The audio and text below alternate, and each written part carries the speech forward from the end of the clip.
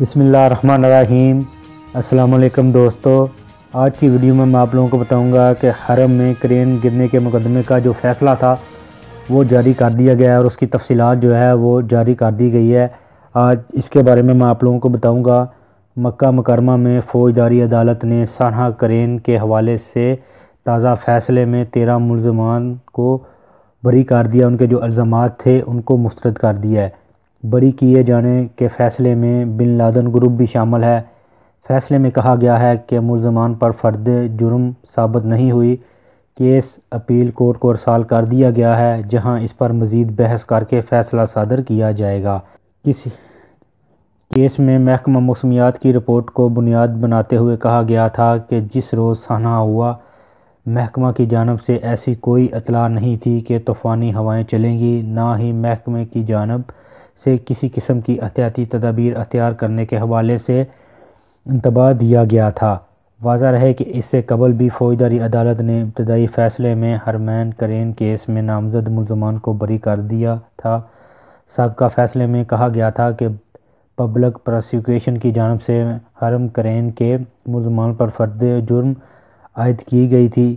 اس سے تمام ملزمان بری ہیں، کوئی بھی کسی بھی الزام کا مجرم ثابت نہیں ہوا۔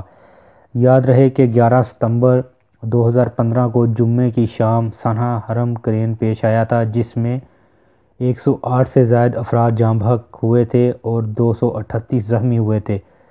سانحہ حرم کرین کی وسیع پیمانے پر تحقیقات کا حکم صادر کیا گیا تھا۔ سانحہ حرم کرین کے حوالے سے کئی مقدمات کی سماعت ہوئی۔ ابتدا میں فوجداری عدالت کے بینچ نے مقدمے کی سماعت سے یہ کہہ کر معذرت کر لی تھی کہ یہ ان کے دائرۂ اختیار سے خارج ہے، تاہم بعد ازاں انہوں نے مقدمے کی سماعت شروع کی۔ سال 2017 میں ابتدائی عدالت نے حرم کرین کے تمام ملزمان کو یہ کہتے ہوئے بری کر دیا تھا کہ یہ ایک حادثہ تھا اور ملزمان کے خلاف فرد جرم کے لیے ثبوت ناکافی ہیں۔ ابتدائی عدالت کے فیصلے پر عرصہ نو سماعت کی گئی۔ دوسری بار بھی 2019 میں بھی عدالت نے یہ کہہ کر ملزمان کو بری کر دیا تھا کہ ملزمان پر عائد کی گئی فرد جرم ثابت نہ ہو سکی، کیونکہ رپورٹس کے مطابق کرین درست اور محفوظ پوزیشن میں تھی، جبکہ کرین کے حوالے سے تمام ضروری احتیاطی تدابیر اختیار کی گئی تھی۔